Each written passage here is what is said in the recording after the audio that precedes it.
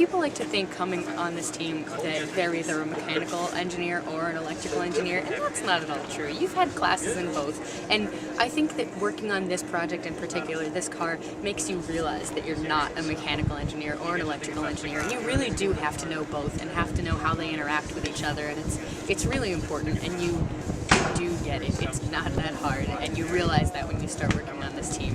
As long as you're willing to jump into it and try to understand how it works, which everyone here is. Though we do have people who are more deeply involved in the electronics or the mechanical side.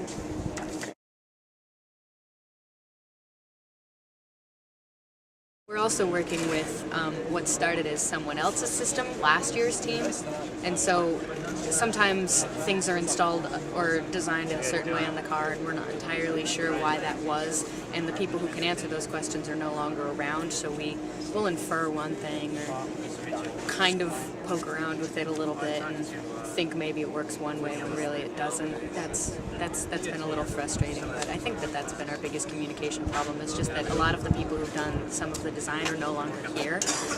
But as far as the people who are here now, we've been working really well together. Everybody's been pulling more than their weight, doing a lot of work. There aren't a lot of us on the team, and still we're doing pretty well.